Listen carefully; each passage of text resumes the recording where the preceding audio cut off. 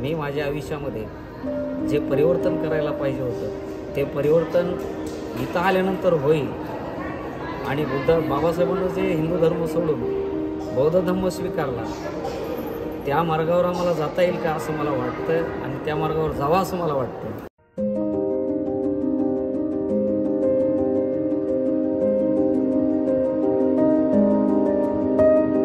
मला जर आयुष्यात असं वाटलं की थोडंसं आपण ट्रॅक म्हणजे आता आजच्या लँग्वेजमध्ये जर म्हटलं की आपण ट्रॅक सोडतोय तर बुद्ध आणि धम्म तुम्ही वाचला पाहिजे आणि किंवा मग नागपुरात जर कोणी असतील तर त्यांनी दीक्षाभूमीला आलं पाहिजे. म्हणजे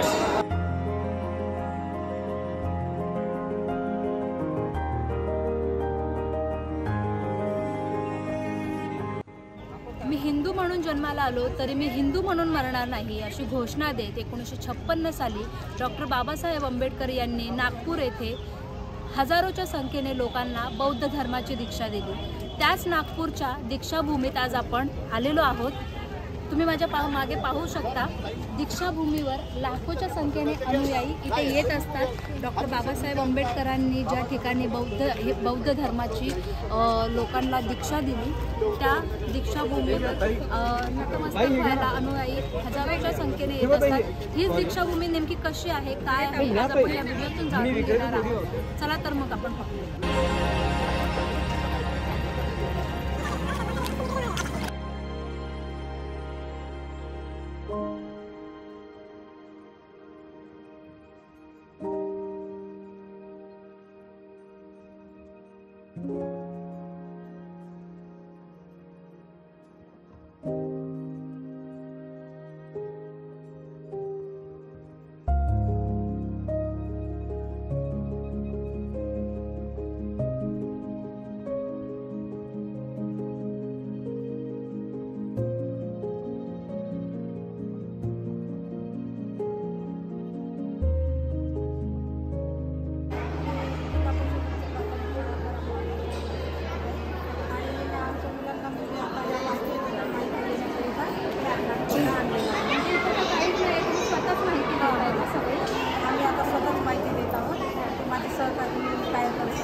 किती एकूण मुलं किती आले? मुली 27 मुली आणि 22 मुली आले.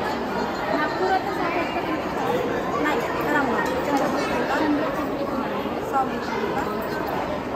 म्हणजे या ठिकाणी चंद्रपूरची ही जी शाळा आहे खूप चांगल्या पद्धतीने मुलांना म्हणजे मुंबई शहरातले जर तुम्ही शाळा पाहिल्या तर वेगवेगळ्या ठिकाणी नेतात पण ग्रामीण भागातल्या ज्या शाळा आहेत त्यांनी मुलांना आंबेडकरसारख्या वास्तूंमध्ये म्हणजे आंबेडकरांची जी काही वास्तू आहे जिथे आंबेडकरांनी क्रांती घडवली अशा ठिकाणी सहलीला आणतात जेणेकरून या येणाऱ्या पुढच्या पिढीला आंबेडकर कळावे. हा खूप चांगला माणूस आहे. खूप खूप शुभेच्छा मुलांनाही. तुम्हाला माहिती नाही काय कुठे आले आपण दीक्षाभूमी काय काय म्हणते काय मॅडमने काय सांगितलं आंबेडकरांविषयी? काय खूप काय पाहिजे. मग काय बनायचं आहे मोठं? IPS अधिकारी. अरे वा छान छान. दीक्षा दिली ऑक्टोबर 1956ला त्याच्याबद्दल वगैरे माहिती सांगा. नाही नाही छान छान. तुम्ही सहलीला बऱ्याच ठिकाणी मुलांना रिसॉर्ट आणि या ठिकाणी नेतात पण तुमचा उपक्रम चांगला आहे. असं हे दाखवलं पाहिजे आपल्या इतका महापुरुषांचा असं कळलं पाहिजे जेणेकरून त्यांची ऑल द बेस्ट.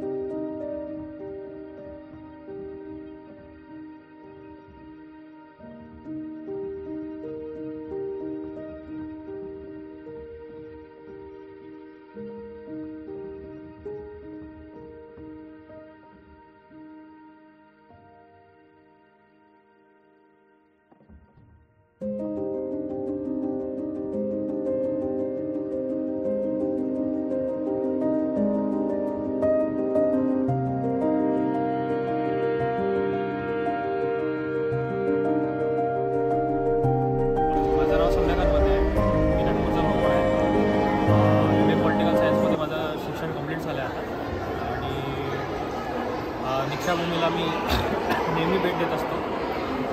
म्हणजे तुम्हाला जर आयुष्यात असं वाटलं की थोडंसं आपण ट्रॅक म्हणजे आता आजच्या लँग्वेजमध्ये जर म्हटलं की आपण ट्रॅक सोडतो आहे, तर बुद्ध आणि धम्म तुम्ही वाचला पाहिजे. आणि किंवा मग नागपुरात जर कोणी असतील तर त्यांनी दीक्षाभूमीला आलं पाहिजे. म्हणजे मला वाटतं की माणसाने इथे येऊन माणूस आंतरिक याच्याशी जेव्हा बोलतो तेव्हा कदाचित तो बुद्धांशी कुठेतरी रिलेट करू शकतो. त्यासाठी माणसाने या दोन गोष्टी जरी आयुष्यात आपल्याजवळ ठेवल्या हव्या. हाच तो क्षण जेव्हा 14 ऑक्टोबर 1956ला डॉक्टर बाबासाहेब आंबेडकरांनी धम्मदीक्षा घेत गौतम बुद्धांना नमन केलेलं. हाच तो क्षण. इथे त्यांनी भाषण दिलं नागपूरमध्ये. धम्म परिवर्तन भाषण देताना डॉक्टर बाबासाहेब आंबेडकर नागपूर दीक्षाभूमीला जेव्हा त्यांनी भाषण 14 ऑक्टोबरला त्यांनी दीक्षा घेतली आणि 15 ऑक्टोबरला त्यांनी हे भाषण दिलं दीक्षाभूमीवरून. सोबत माई साहेब आहे, हे तुम्ही बघू शकता. आणि महास्तवीर चंद्रमणीद्वारा धम्मदीक्षा घेताना डॉक्टर बाबासाहेब आंबेडकर आणि माईसाहेब. आणि हे मागे जर तुम्ही पाहाल तर समता दलाचे सैनिक, जे डॉक्टर बाबासाहेब आंबेडकरांनी जे समता दल स्थापन केलं होतं, ते समता दलाचे सर्व सैनिक डॉक्टर बाबासाहेब आंबेडकरांच्या मागे आहे. हे तुम्ही पाहू शकता. भिक्खू आणि कार्यकर्त्यांच्या मध्ये डॉक्टर बाबासाहेब आंबेडकर बसलेले आहेत. आणि हे दीक्षा घेताना